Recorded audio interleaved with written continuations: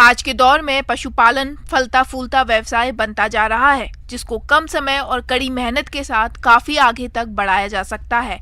इस व्यवसाय से लाखों लोगों को रोजगार मिल रहा है, लेकिन इस व्यवसाय पर अधिक खर्चा इनके आहार पर आता है। यदि पशुपालक भाइयों आप इन पशुओं को संतुलित आहार खिलाएं तो इनसे अधिक दूध उत्पादन लिया जा सकता है। तो आप किस प्रकार से खिलाएं पशुओं को संतुलित आहार, इस बारे में जानकारी दे रही हैं डॉक्टर सोनल श्रीवास्तव। और मैं आप सभी को पशुओं में आहार प्रबंधन के विषय में जानकारी देना चाहूँगी। चूँकि हम पशु खरीदते हैं और उसमें बहुत पैसे खर्च करते हैं, मगर यदि हम पशुओं का आहार प्रबंधन अच्छे तरीके से नहीं करते हैं तो उनसे हम प्रोडक्शन नहीं ले पाते, पशुओं से दूध का उत्पादन अच्छे से नहीं होता। इसीलिए हमें आहार प्रबंधन बहुत आवश्यक है। किसान भाइयों, दुधारू पशुओं से अधिक दुग्ध उत्पादन मिले, इसके लिए पशुओं के आहार प्रबंधन पर विशेष ध्यान देने की आवश्यकता होती है। यदि आप थोड़ी सी भी लापरवाही करते हैं तो दूध उत्पादन में भारी गिरावट आ सकती है, जबकि डेयरी व्यवसाय में 60% खर्चा आहार प्रबंधन पर ही आता है। इसलिए आहार प्रबंधन पर अधिक ध्यान देने की जरूरत होती है। तो पशुओं का जो आहार की मात्रा जितनी उन्हें ज़रूरत है उसका कैलकुलेशन हम ड्राई मैटर के हिसाब से करते हैं। कितना ड्राई मैटर कितने किलो के पशु को आवश्यक है।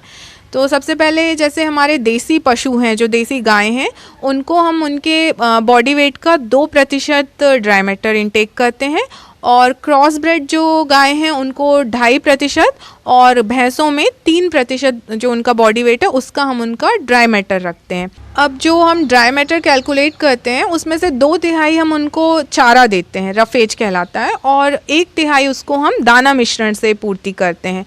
और जो रफेज की चारे की क्वांटिटी है उसमें हम 2/3 सूखा चारा रखते हैं और 1/3 हरा चारा उनको देते हैं।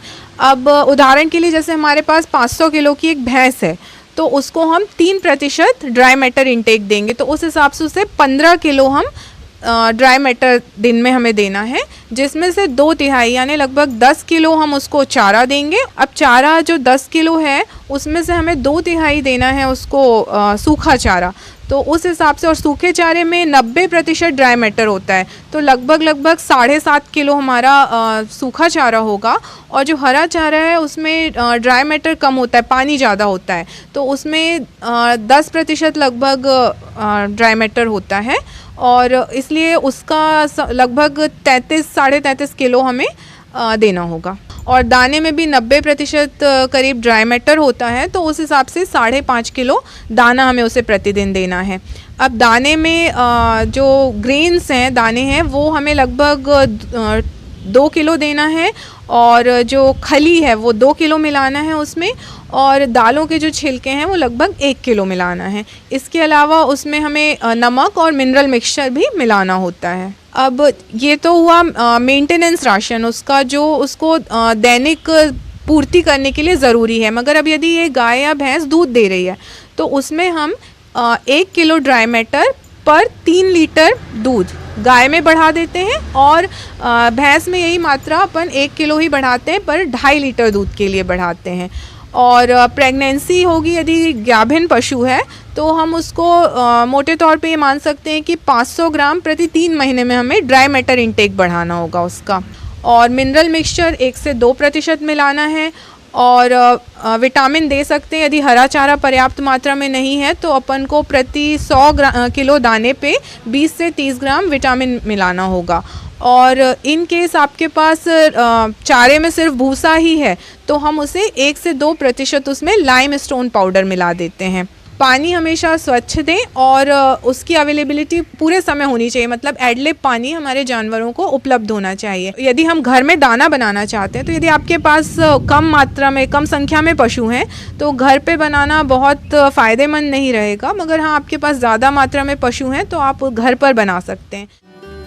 पशुपालक भाइयों, घर पर 100 किलोग्राम संतुलित आहार मिश्रण तैयार करने के लिए मक्का या जौ 40 किलोग्राम, मूंगफली की खली 20 किलोग्राम, दालों की चूरी 17 किलोग्राम, चावल की polish 20 kilogram, mineral mixture 2 kilogram, साधारण नमक 1 किलोग्राम, इन सभी अवयवों को अच्छी तरह मिलाकर सूखे स्थान पर भंडारित करें तो पशुपालक भाइयों, इस तरह आप संतुलित आहार मिश्रण स्वयं घर पर तैयार करके अपने पशुओं को खिला सकते हैं और अधिक दूध उत्पादन ले सकते हैं। अब बात करते हैं पशुओं को आहार खिलाते समय क्या क्या सावधानियां रखी जानी चाहिए जिससे पशुओं का स्वास्थ्य ठीक बना रहे। इन पहलुओं पर खासकर ध्यान देने की जरूरत होती है।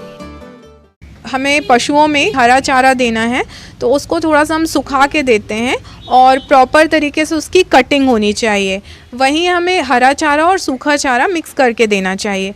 बहुत अधिक मात्रा में हरा चारा नहीं देना चाहिए, इससे उनकी पाचन, जानवरों की जो पाचन तंत्र है उस पर बुरा प्रभाव पड़ेगा और अपच की शिकायत होगी। दाना आप यदि स्टोर कर रहे हैं तो उसके लिए ये ध्यान रखें कि वो दाना सूखी अवस्था में होना चाहिए, क्योंकि दाने में बहुत जल्दी फंगस होती है, इसमें खली रहती है जो ऑयल कंटेंट होता है, उसके कारण फंगस भी बहुत जल्दी होती है और यदि हम फंगस वाला खाना खिलाएंगे तो उससे हमारे पशुओं की सेहत में बुरा असर होगा।